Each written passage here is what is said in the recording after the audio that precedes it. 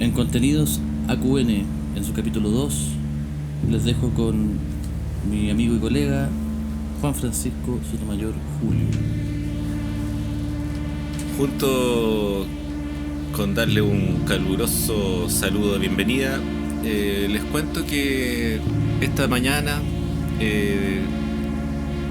retomaremos lo que dejamos pendiente o inconcluso la semana anterior o en el capítulo anterior, donde abordamos el fenómeno de la suerte, la fortuna, lo que tiene que ver con el azar también. Hablamos de los juegos de azar, de cómo se realiza este mecanismo en que alguien debe elegir tal o cual número. Introdujimos la duda respecto de que los números al parecer no tendrían las mismas posibilidades de ser elegidos en una tómbola o en una bolsita negra que contenga papeles con números. Y reflexionamos sobre eso, sobre por qué hay algunos números que salen más veces, que son elegidos más veces, por qué es posible dirigir los sorteos. Hablamos también de cuando se amañan los sorteos, cuando hay alguna trampa, como el caso de las bolitas que se enfrían o se calientan según sea el caso. La fortuna en el deporte, la suerte en el deporte. Todos esos y todas esas ideas, esas divagaciones que expusimos, que reflexionamos, hoy las vamos a profundizar un poco más. Y comenzaremos por definir de manera más profunda, más concreta, lo que se conoce como la suerte, ¿ya? ¿Cuáles son para nosotros los límites de la suerte? Y también a este capítulo hemos querido colocarle como la psicología de la suerte. Como psicólogo, conocedor de algunas teorías sobre la mente,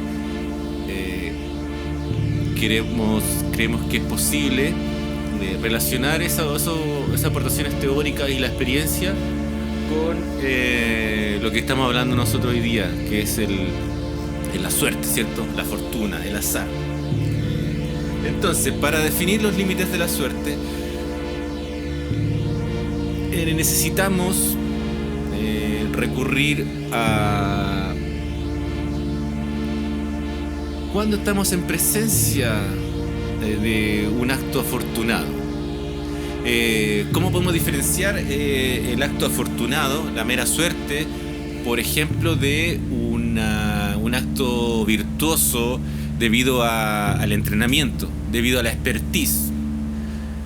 Podemos decir, por ejemplo, que el gol que hizo Maradona a los ingleses, cuando se pasa a todos los jugadores, podemos decir, tuvo la suerte de que no lo marcaron bien, de que justo todos los jugadores llegaron tarde, de que andaban lentos.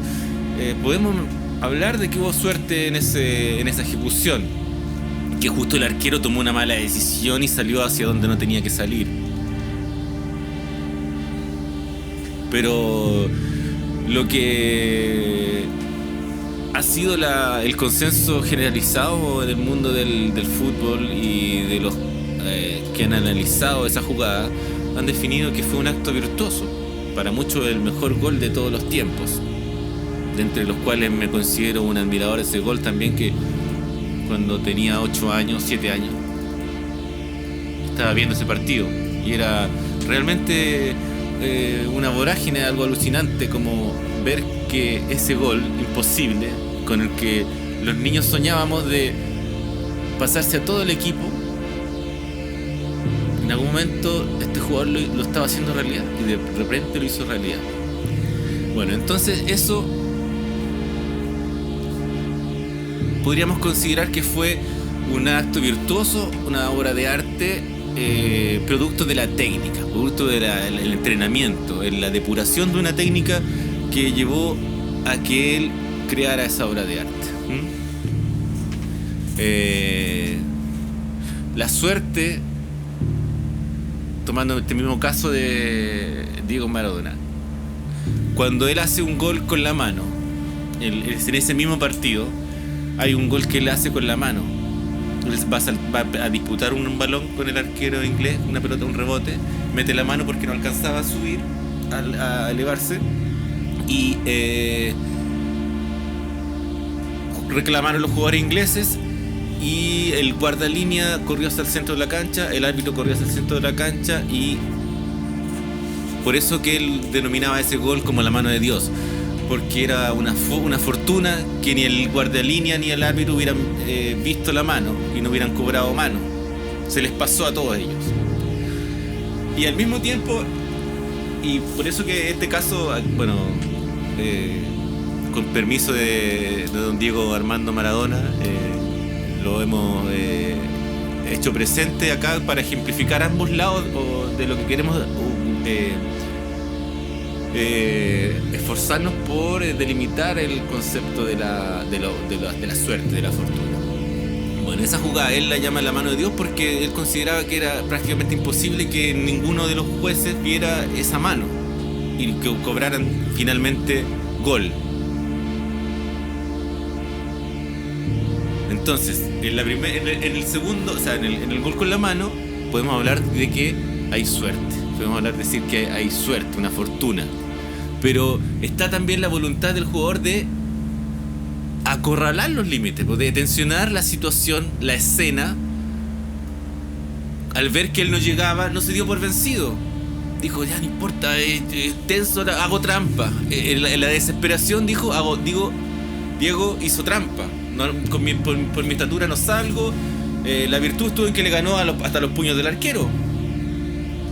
Él llegó más arriba con su puño y trampeó la jugada. Como resultado ganaron 2-0 a los ingleses. El otro límite entonces está la fortuna que podemos atribuir a un acto virtuoso producto de la técnica, de la expertise. Que eso como gracias a lo que podemos desentrañar nosotros hoy día, podemos despejar de lo que observamos diariamente, despejar el escenario y dejar de atribuir a la fortuna, a la suerte, cosas que se refieren a un cuidado del entrenamiento, a una disciplina, a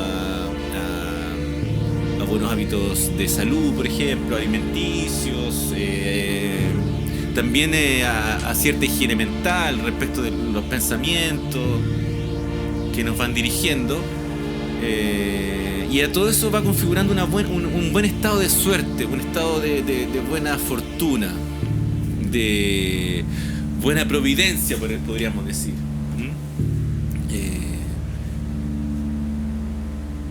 Entonces ahí estamos tratando de ir desentrañando, delimitando qué es la suerte y qué no es suerte.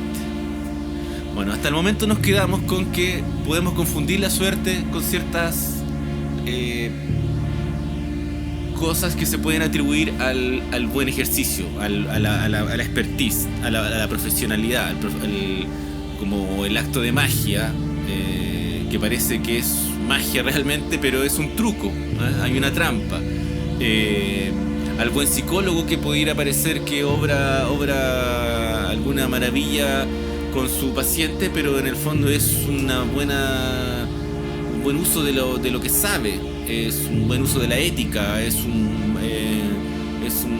una buena capacidad de establecer vínculos, de ser confiable también. Todas esas cosas que parecieran ser que son invisibles.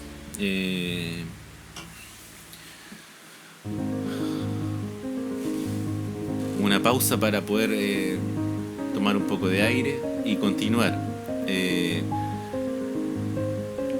Otra cosa que se relaciona con la suerte o la fortuna es lo que podemos llamar como milagros.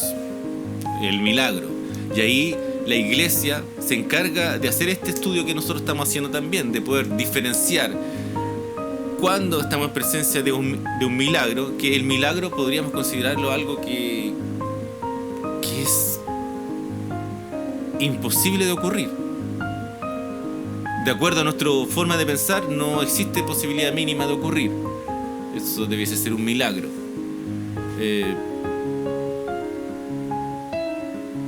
Lo que no deja lugar a ninguna otra explicación que no sea la oscuridad del milagro, porque es una mano ajena que cambia las reglas y que da vuelta a las cosas, y que, como en el capítulo anterior hablábamos del ejemplo del rey, que hace que se quiebre el dado y que ya en vez de dar un 6 dio un 7.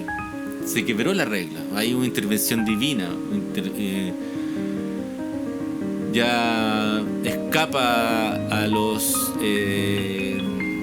parámetros de las probabilidades matemáticas y a las posibilidades de la realidad material. Siguiendo entonces con los límites de la suerte. La suerte es muy parecido a lo que estamos hablando del milagro. Es como la parte laica del milagro, está la suerte. Me gané el loto. ¿Qué fue? Suerte. Tuve mucha suerte. No fue un milagro, porque está dentro de las posibilidades que alguien se pueda ganar el loto, el quino. Entonces, el milagro es algo que nadie puede lograr,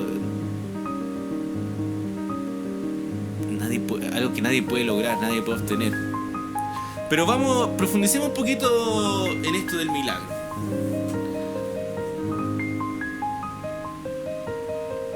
¿Cómo podemos delimitar también?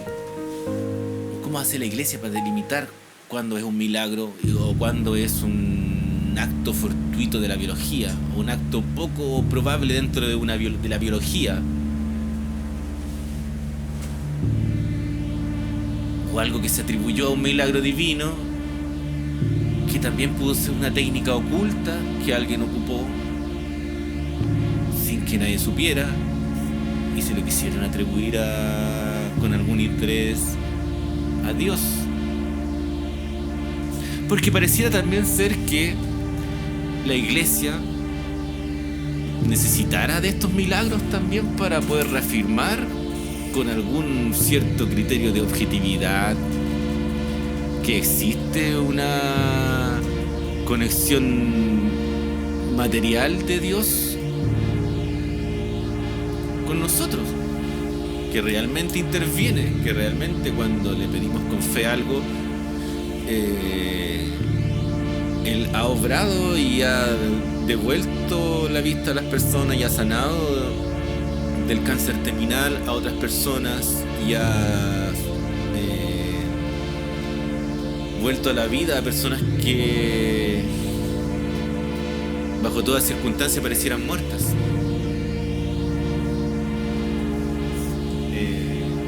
Le doy un pase a mi querido colega Antonio Baeza luego de esta introducción somera al tema que estamos abordando hoy día, que es Azar 2, la psicología de la suerte. Adelante.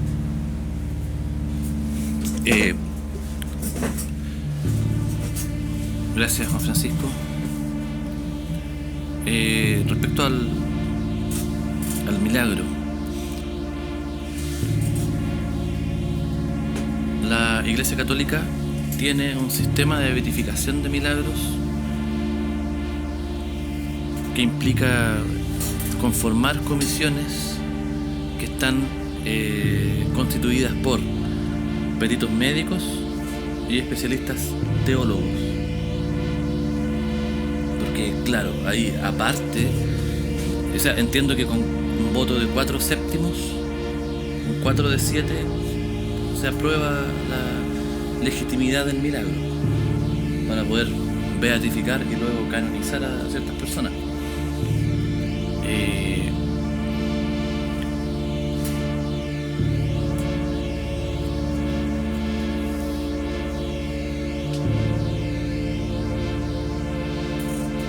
Hay ahí dos puntos en los que se debe examinar si el milagro tiene la calidad,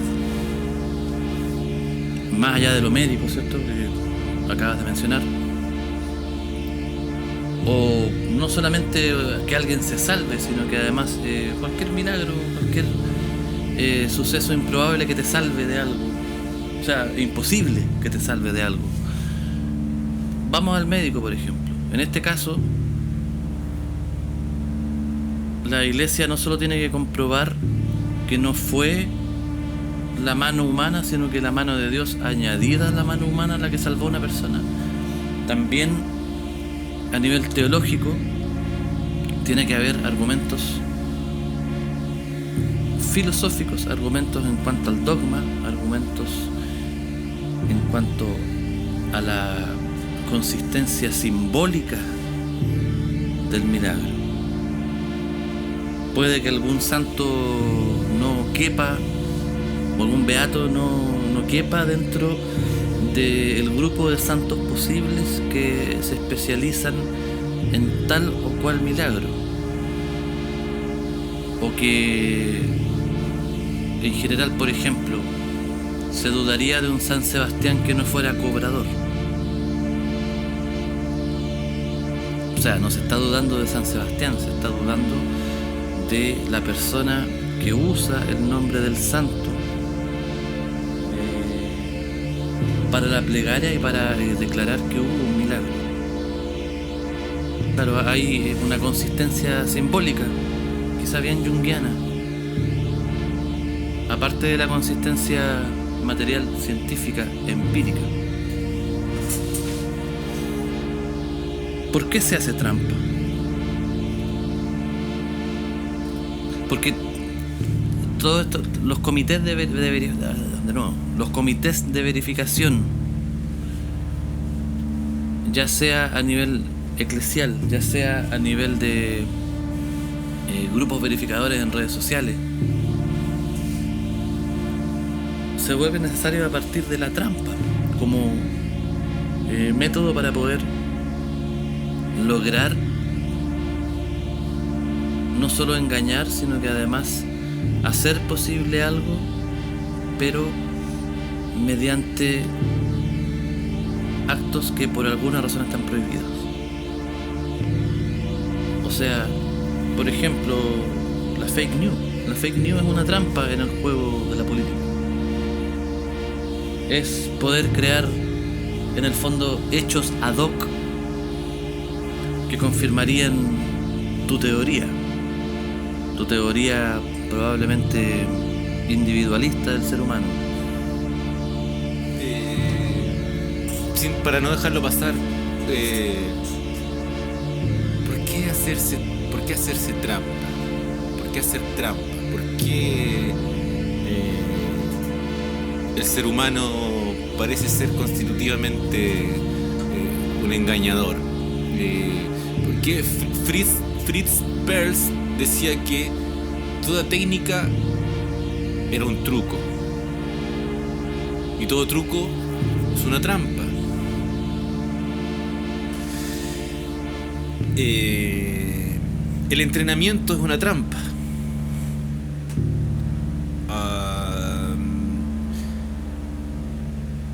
El arreglarse, el vestirse bonito es un truco, es una estrategia, es una triquiñuela, de alguna forma de decirlo. Arreglarse, quitarse años de encima, la cirugía estética es una trampa.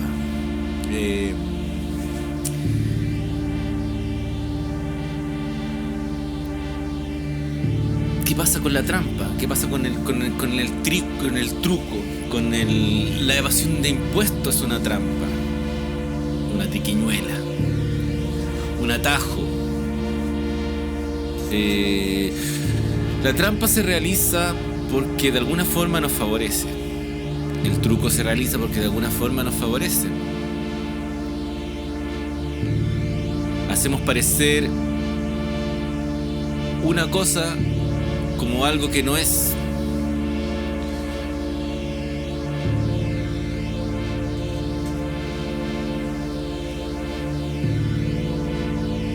La buena presentación, la buena comunicación, el ser persuasivo, es una trampa.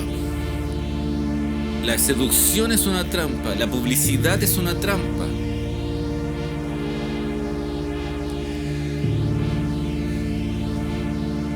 El jugador que mete la mano hace trampa. El jugador que se tira en el área sin que lo toquen hace trampa. Y en el fútbol y en los deportes es impresionante que la trampa se hace a pesar de que hay cámaras. Uno dice, habiendo cámaras no van a hacer trampa, no van a robar. Igual lo hacen. Igual la trampa sobrevive, la trampa persiste.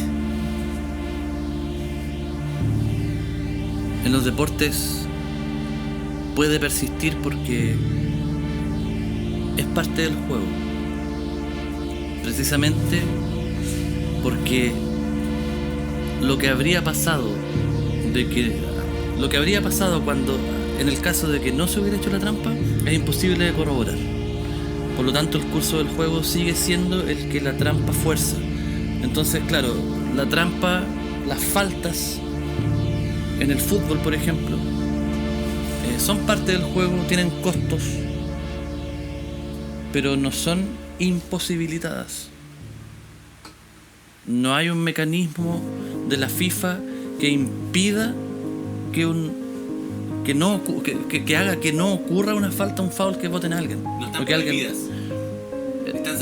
Están sancionadas, pero no están prohibidas y no logran ser evitadas. Probablemente en otros juegos, pensemos algún ejemplo, mientras en algunos juegos hay trampas que sí se logran evitar, sobre todo en los juegos de video, por ejemplo, o los casinos online. Quizás muchas trampas están imposibilitadas por el mecanismo informático, que es imposible, que claro, que salvo que hackees algo, pero si de repente tienen muy buenos sistemas de información, algunos casinos online quizás simplemente son inhackeables o todavía no han logrado ser hackeables. Y ahí, claro, ahí la trampa no se podría hacer, habría un límite material que hace imposible la trampa en ese momento. Pero no en el fútbol, porque en el fútbol solo es sancionada. Recordemos cuando Luis Suárez atajó un gol de Ghana en los cuartos de final de Sudáfrica 2010. Iban 2-2, era ya el último tiempo reglamentario, post-reglamentario, eran los 120 minutos, había alargue.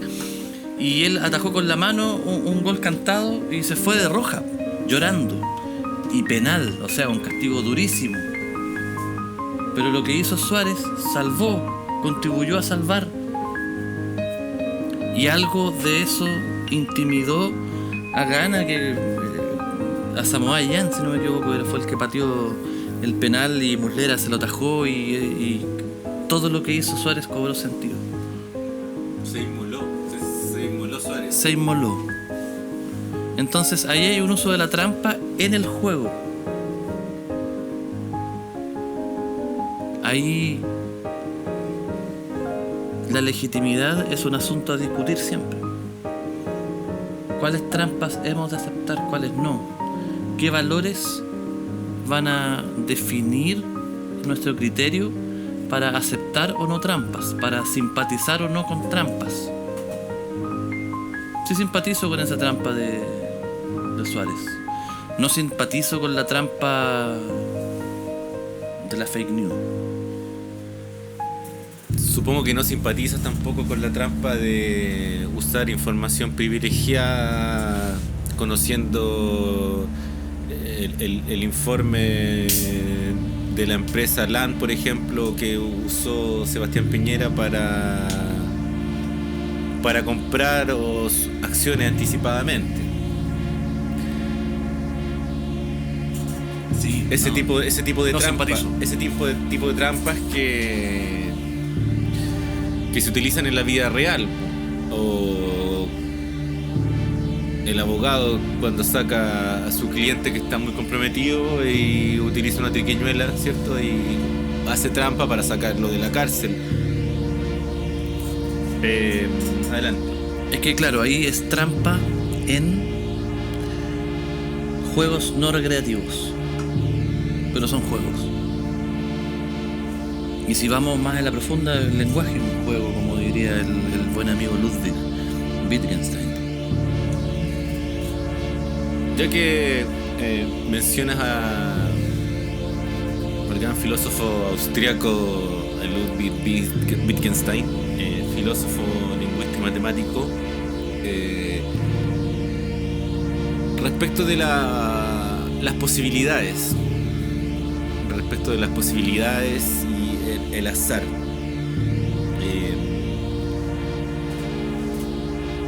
Y tomándolo con lo que estábamos hablando hace un rato de lo milagroso, ¿eh? Del milagro.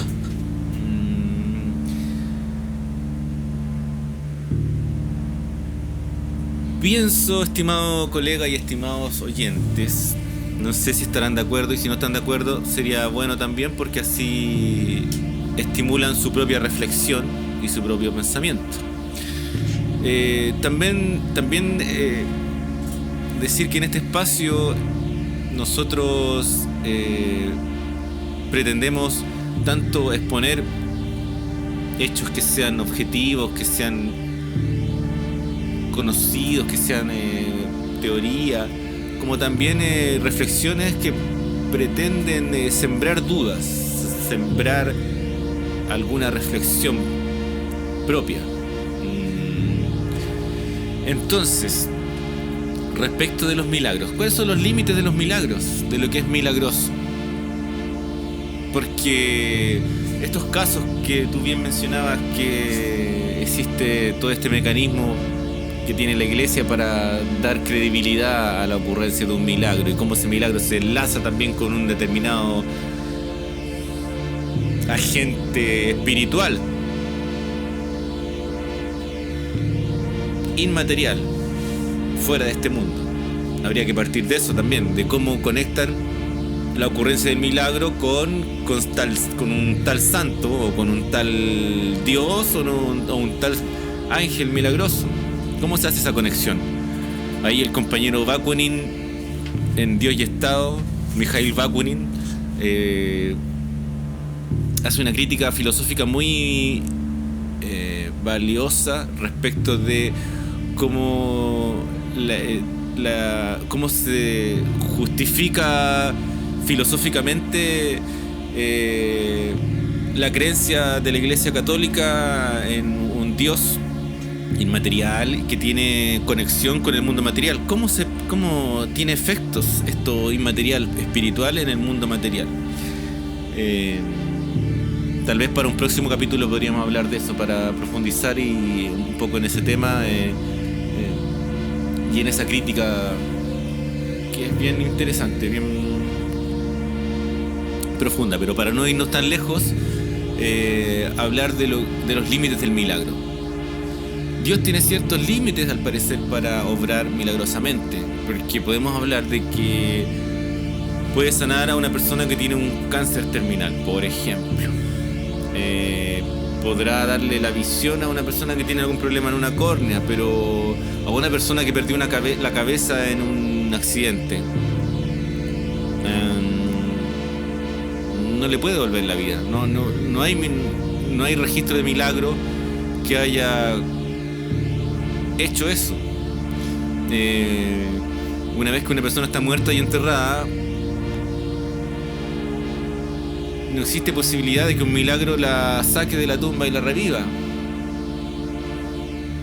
¿Podría estar equivocado? Si estoy equivocado, ahí estoy. Entonces voy a estar debatiendo con alguien en los límites del milagro.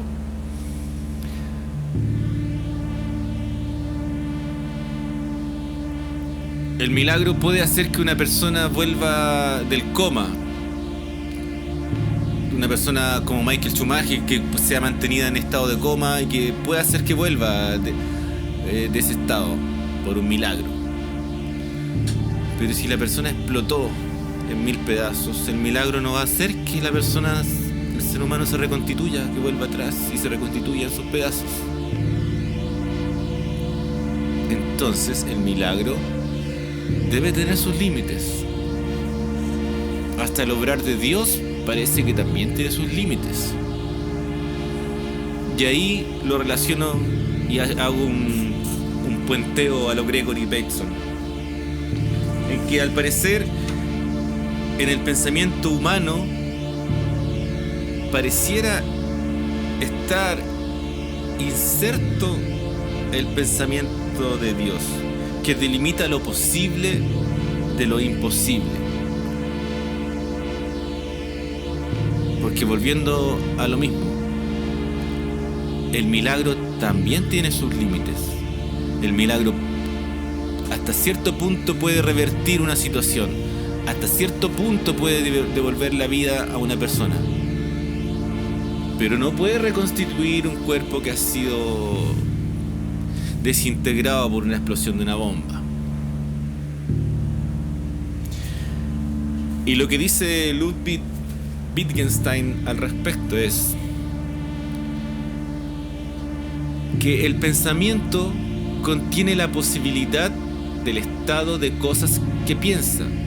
Lo que es pensable es también posible. Por lo mismo que también no podemos pensar nada ilógico, porque de lo contrario tendríamos que pensar ilógicamente. Se dijo en otro tiempo que Dios podría crearlo todo a excepción de cuanto fuera contrario a las leyes lógicas.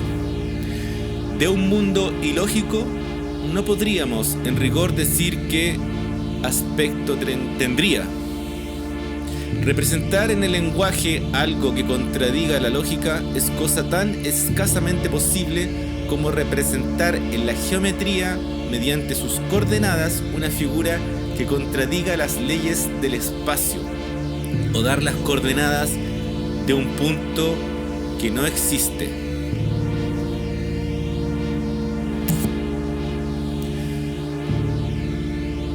Entonces podemos ver que en este ejercicio reflexivo podemos llegar a conectar filosófica y teóricamente religión, milagros, suerte, matemáticas, filosofía, Ludwig Wittgenstein, Diego Armando Maradona, la trampa y el pensamiento de Dios inserto dentro de la lógica, y el obrar de Dios a través de los milagros también delimitado por las leyes de la lógica, delimitado por ciertos parámetros de las leyes físicas y leyes de lo biológico. Bueno, respecto a la suerte en Chile,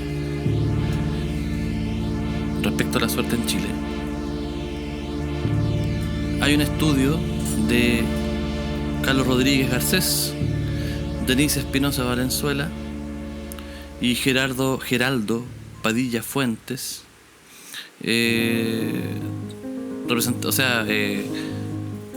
afiliados a la Universidad del Biobío, donde cuentan sobre los resultados de una encuesta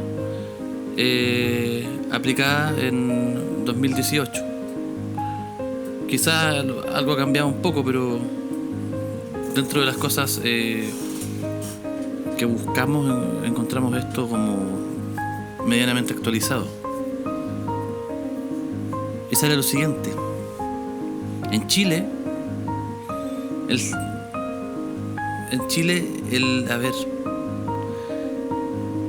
el 66% de los jóvenes, 2/3 de los jóvenes creen en los milagros. 66%, pero la mediana edad sube a 74%, y en la tercera edad, o en las personas mayores de 60 o más, casi 77% de las personas creen en los milagros. Las mujeres creen más que los hombres. Hay una diferencia de 6 puntos porcentuales, casi 7, entre masculino y femenino. Y además, a medida que aumenta la escolaridad, disminuye. Cerca de un 80% de las personas con escolaridad baja creen en los milagros. Cerca de un 67%, 2/3, con escolaridad alta, creen en los milagros. Los creyentes creen en un 77,7%, los no creyentes en un 36%, alto. Y no hay tanta diferencia. O sea, las personas con escolaridad alta creen en los milagros en un 2/3, en una gran mayoría. En los ovnis creen aproximadamente el 45%. Y la gente sobre 60 años baja a 40%. Creen más los hombres que las mujeres. Hay diferencia, el 46% de los hombres, casi 47%, versus el 42% de las mujeres. Y la creencia en los ovnis aumenta con la escolaridad. Las personas con escolaridad baja creen menos en los ovnis que las personas con escolaridad alta. Y creen más los ateos, los que no creen. O sea, no necesariamente son ateos. Digamos, simplemente no creen. El 51% versus el 43% de los religiosos no creen en los ovnis. En la suerte. Fíjense, en los milagros cerca del 66% de la gente, 70% se mueven en eso. Los ovnis se mueven cerca del 40%. La suerte se mueve en el orden del 35%. El 36% de las personas jóvenes hasta 30 años creen en la suerte. Baja al 32% de 30 a 60. Y vuelve a subir al 34%. O sea, se mantiene en ese rango. Aproximadamente un tercio de la gente cree en la suerte. En Chile no hay mayor diferencia entre masculino y femenino. Y va bajando la creencia en la suerte a medida que aumenta la escolaridad, desde un 37% escolaridad baja a 29% escolaridad alta. Es levemente significativa la baja. Es una diferencia más importante que en la de los milagros. Y en cuanto a la religión, el 35% de los creyentes creen y el 20% de los no creyentes creen. Versus los espíritus, que están en el orden del 60%, la adivinación está en el orden de menos del 20%. O sea, compran menos ahí los chilenos. Y los psíquicos en el orden del 50%. Creen más en los psíquicos que en la adivinación. Creen en los milagros sobre todo. Más que en los espíritus incluso, creen en los milagros. Y en la suerte creen menos que en los ovnis en Chile.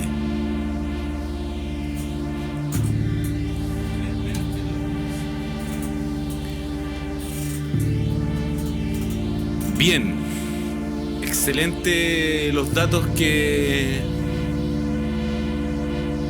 nos aporta el querido colega Antonio Baeza sobre esta encuesta.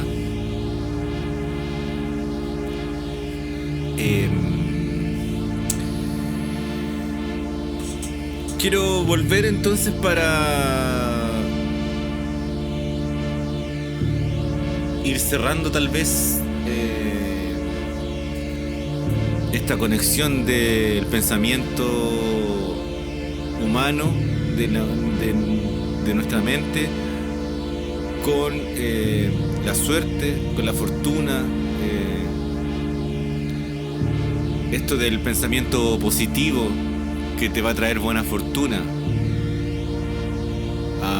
Se ha hecho popular también aquello de decretar, de decir que algo va a ocurrir, tanto mentalmente visualizándolo como expresándolo en una frase. Y entonces el milagro es un mecanismo que se ha descrito que funciona de la siguiente manera: que se necesita una persona creyente que pida, que rece, que se conecte con la fuerza divina, ¿cierto? Y una vez que eso ocurre, Dios recibe la petición y dependiendo con la fe que venga, entonces Dios mira para abajo y dice, oh, está arrodillado, se pegó sus 40 Ave María, unos 50 rosarios, no, se ha esforzado, ha hecho un esfuerzo suficiente, veo que ha sufrido lo suficiente, entonces sí, yo voy a echar a andar mi maquinaria y voy a obrar milagrosamente. Oh, tira la energía para abajo y logra que la persona se sane. Obra el milagro, ¿cierto?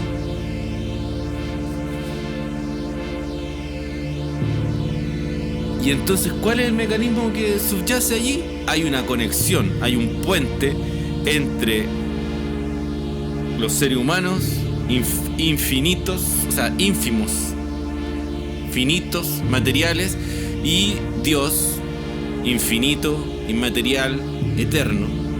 Se produce esa conexión entre estos dos extremos del mundo, el espiritual y el material, y opera el milagro. ¿Ya? Por Mercado Libre, Dios ya te manda el milagro. Recibe el mensaje, sí, están pidiendo esto, ya. El cliente está solicitando esto, va, le mandamos el milagro, funciona. Bien. Poniéndolo en términos más coloquiales y burdos, el supuesto mecanismo, pero que resulta interesante e importante observarlo, detenernos un poco y reflexionar sobre cómo es que nos están diciendo que funcionan las cosas. Porque lo que dice el filósofo Ludwig Wittgenstein al respecto,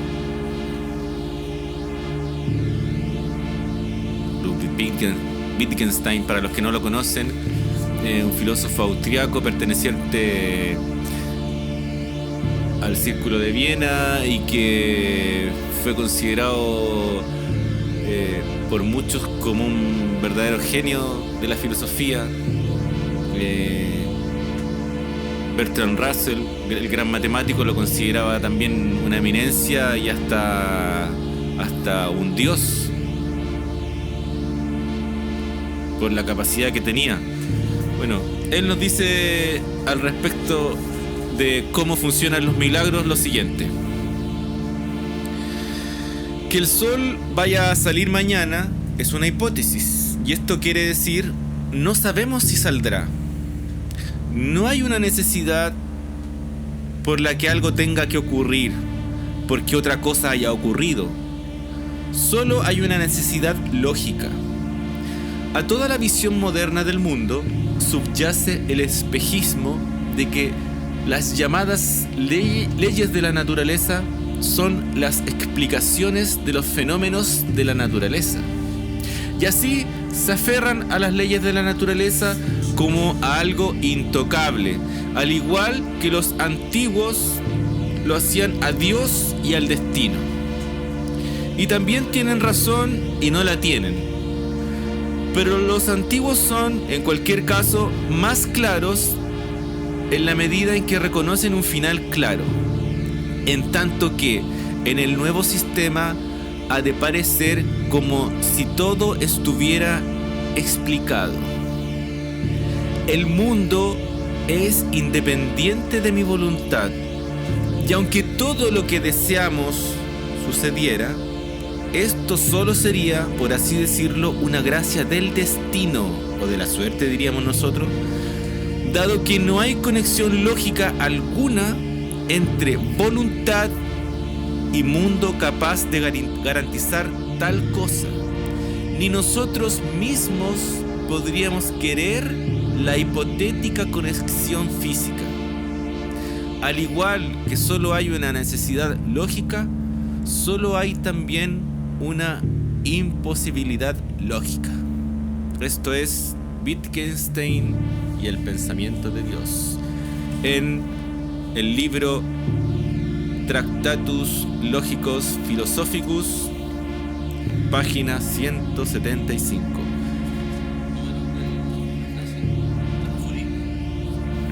Es desde el 6.36311 hasta el 6.3751. Esto es palabra de Ludwig Wittgenstein. Me parece, colega, no sé si tú lo compartes, que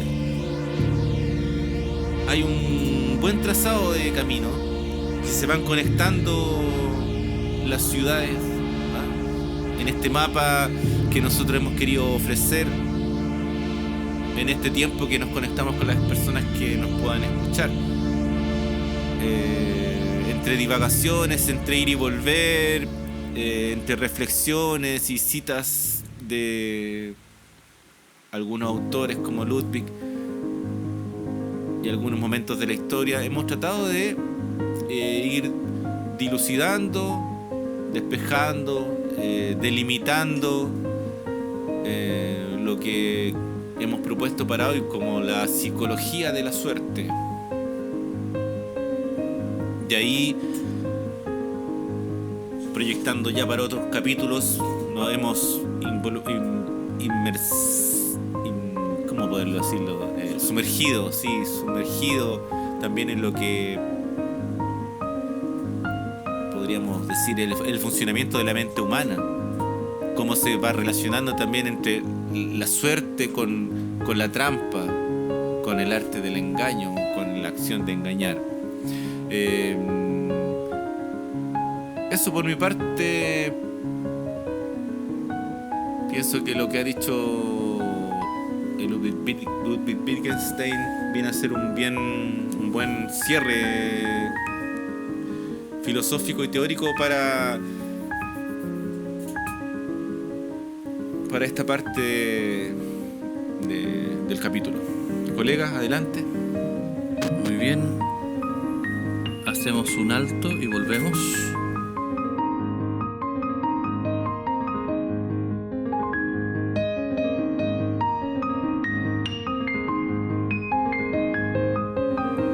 En otra etapa de este capítulo quisiéramos hablar de lo que pasó en España el 23 de febrero de 1981, el 23F, conocido por la tradición.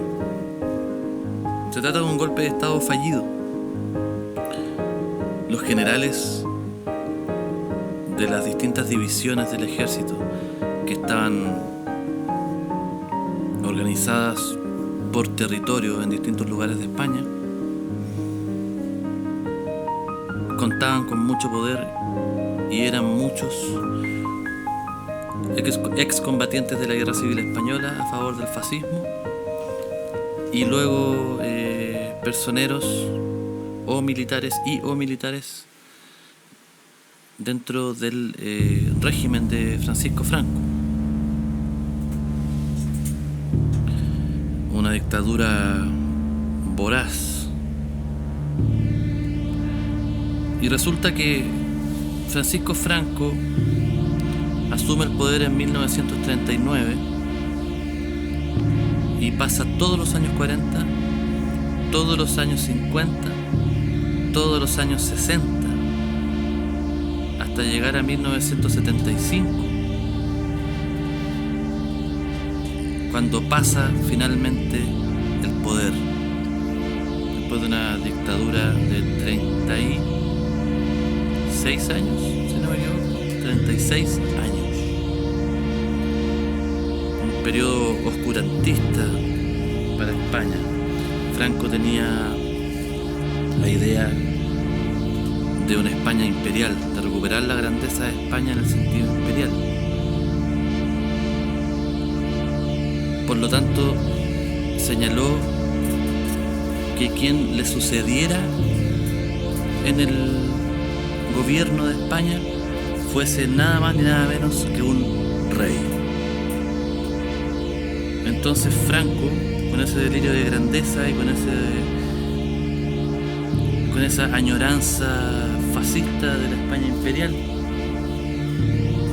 nombra al heredero de la antigua Casa de Borbón, heredero vivo en ese tiempo, Juan Carlos I, que asume como rey en 1975, mientras también es designado el político del Centro Democrático Adolfo Suárez como presidente del gobierno, en una monarquía constitucional, pero sin constitución aún, y bastante regida en Franco. Para poder hacer un gobierno de transición y poder llegar a una nueva constitución, se pensó en llegar a un gabinete compuesto con personas de distintos partidos políticos, y entre ellos uno de los políticos más importantes de España era un sobreviviente de la guerra del exterminio, Santiago Carrillo, líder del Partido Comunista Español.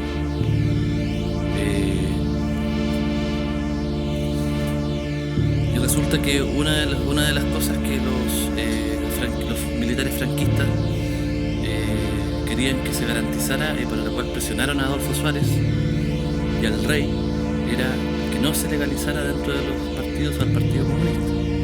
Pero para ser una democracia plena, reconocida en todo el mundo, tenía que ser una democracia sin prohibición de partidos. Por lo tanto, debía estar el Partido Comunista legalizado. Y contrario a lo que prometió a los franquistas en 1976 o 77, si no me equivoco, habría que corroborarlo, se legaliza el Partido Comunista en España. Al mismo tiempo también se dio unos terrenos coloniales en el Sahara Occidental a Marruecos. Eso también molestó al franquismo. Y el franquismo empezó a hablar con el rey de la incomodidad con Adolfo Suárez, con el presidente del gobierno. Se empiezan a dar algunos intentonas de golpe, que no llegan a puerto. Reuniones donde después negaban que se estaban reuniendo para eso. Pero la presión es tal que en algún momento Adolfo Suárez renuncia al gobierno y es nombrado un interino. Y al mismo tiempo se logra la Constitución española en los 70. Y la Constitución indicaba que después tenían que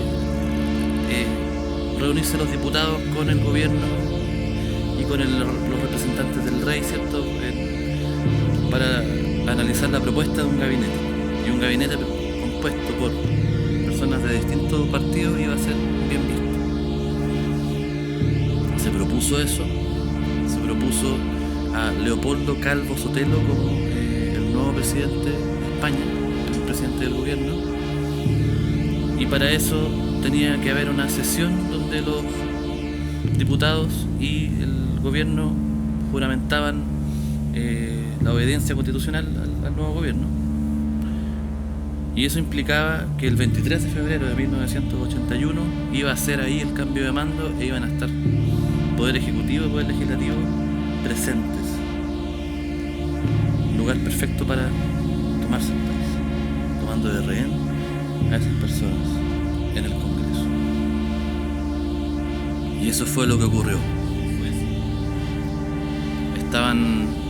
Estuvieron todo el día en eso, y a las 6 de la tarde entra Armando Tejeros,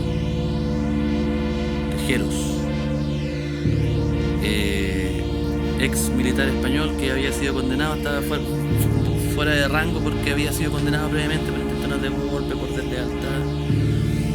Entra con una guardia de muchos voluntarios que reunió, y que incluso con plata que todavía no se sabe muy bien de quién era, pero probablemente de algunos generales, algunos empresarios, contrató buses y autos para que llegaran los voluntarios de los regimientos para volver a tomarse el país. Y entró Tejeros con pistola en mano a decir está tomado a lo Mussolini. Sí, fue un golpe, entró y entraron otros militares y dispararon.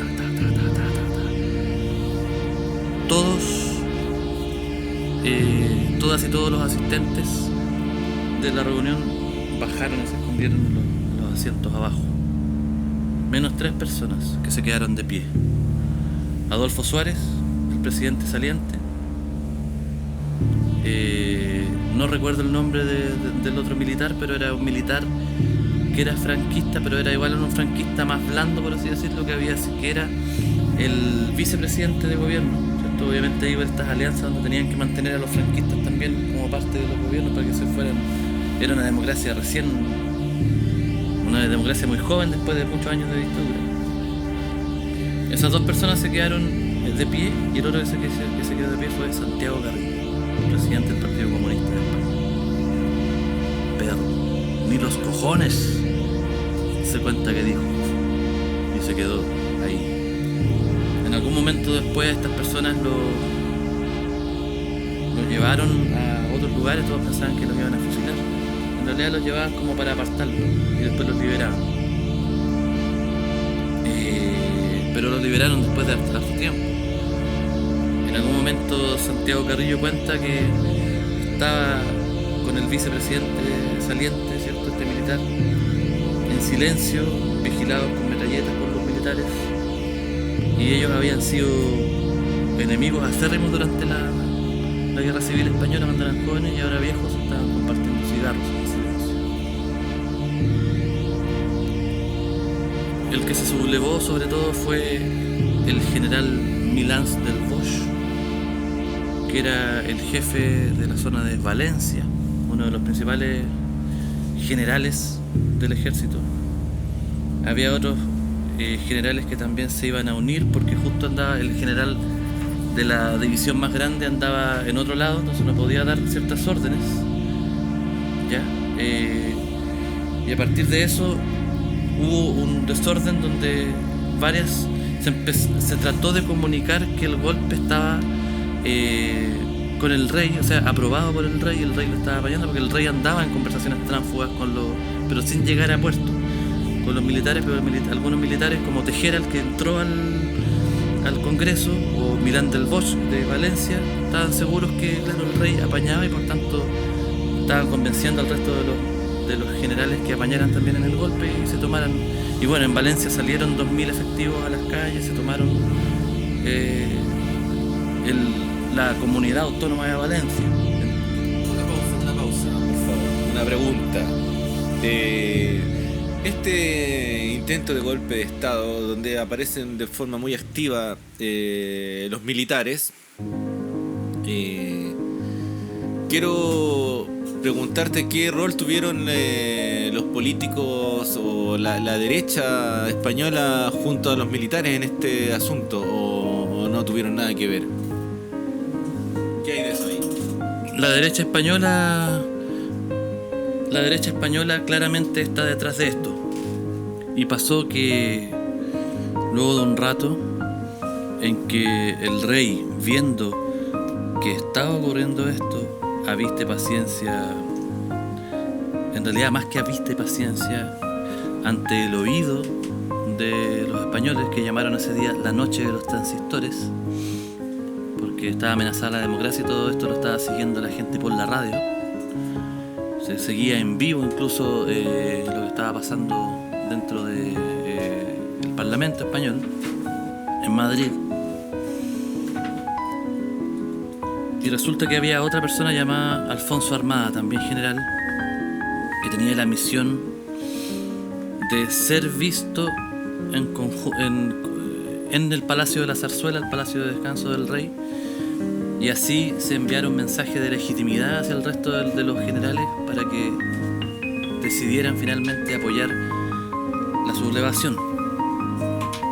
Pero eso no ocurrió, porque un general que estaba viendo y le pareció anómalo lo que estaba pasando, le impidió la orden a Alfonso Armada de asistir a la zarzuela, de que tuvo que quedarse en los cuarteles.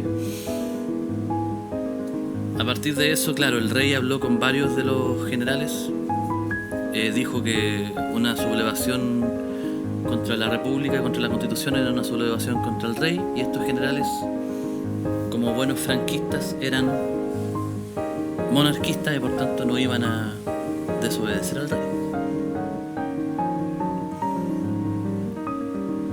Luego se envió se generó a partir del problema, otros generales intervinieron ahí con Alfonso Armada para que se propusiera un gabinete con personas hasta del Partido Comunista, ¿cierto? Para hacer un gobierno provisional frente al vacío de poder generado por el pseudo golpe de Estado. Pero Tejera, que fue el que entró disparando, Tejero, se opuso. Y ahí empezaron las tensiones entre los militares. Bueno, y cuando llegaron las tropas a tomarse el Parlamento, después de las horas, porque estuvieron toda la noche ahí,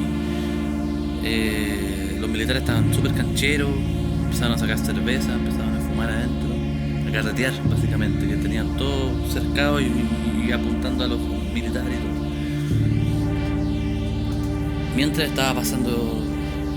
el país, España, estaba en velo, y mientras el rey llamando, telefonando por aquí para allá, por aquí para allá, y cuando ya se pudo asegurar que muchos generales decidieron abortar misión porque iban contra el rey, él tomó la palabra en la televisión y su cadena nacional, el rey dirigiéndose a España diciendo que él estaba a favor de la Constitución y en contra de todo golpe de Estado. Todo golpe de Estado contra la Constitución era contra él. Y ahí los militares que estaban los milicos, los pelados rasos que estaban cancheros, tomando cerveza y todo, cambiaron totalmente la actitud, cuentan, y empezaron a suplicarle a los diputados: por favor, tengo 2 hijos, considéreme, me llamo tanto, soy del campo, mi familia es pobre, por favor, considéreme, que no me pase nada. Al final algunos empezaron a arrancar por las ventanas. Milans del Bosch, el general que sí estaba detrás de esto, se negó primero a cumplir las órdenes, pero después ya simplemente las cumplió y se firmó al final un pacto que todos los militares de teniente para abajo no iban a ser juzgados. Se firmó sobre un auto de los que habían traído a esas personas, por lo que se llamó Pacto del Capó. Finalmente se liberaron los rehenes, asumió Leopoldo Calvo Sotelo la presidencia de España, fueron encarcelados varios de los militares altos mandos, la mayoría salió libre antes de 1990, pero se consolidó la democracia paradójicamente en un estado monárquico. Por eso el rey Juan Carlos era muy respetado. Señor, ¿está todo bien? Sí, me pone más hielito, por favor, para la Coca-Cola que está un poco. Enseguida. Gracias. No. Sí. Bueno, increíble la historia que nos has traído de este golpe de Estado fallido en España en el año 82.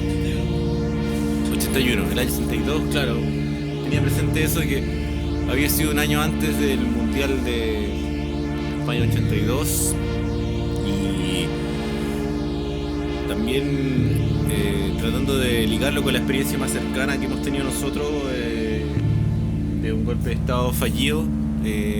Acá en Chile, el golpe de Estado fallido que nosotros vivenciamos fue el conocido como el tacnazo o el tanquetazo, cuando el regimiento Tacna se sublevó y rodeó la moneda con unos tanques cuando estaba Allende. Eso fue el año 73, previo al golpe que sí resultó.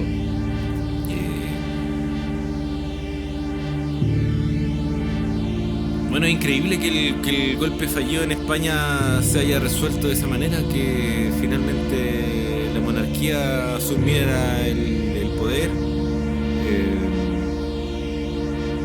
Y me parece que, a diferencia del golpe de Estado que resultó en Chile, acá hubo más colaboración externa y hubo algo que lo llevó a que finalmente se concretara.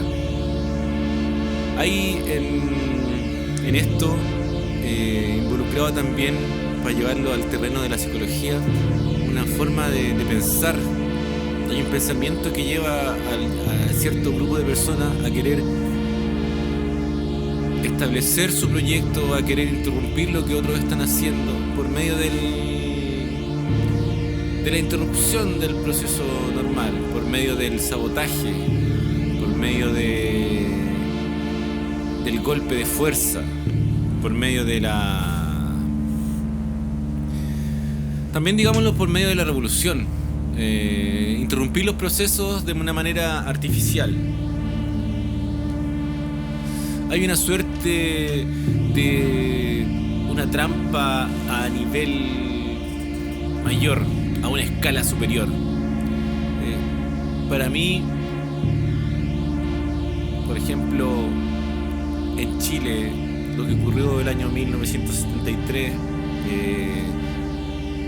cuando el imperialismo unido a la reacción creó las condiciones para que las Fuerzas Armadas rompieran su tradición. Hay ahí un ejemplo de una trampa histórica, una triquiñuela histórica, donde los que llevaron a cabo el golpe lo justifican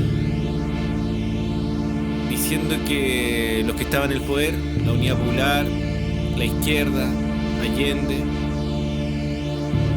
que ellos ya habían violado las reglas, que ellos ya habían violado la Constitución. A lo mejor sí, a lo mejor tensionaron las cosas a un punto en que para lograr los cambios se requería generar una incomodidad en aquellos a los que las reglas y el sistema los beneficiaban.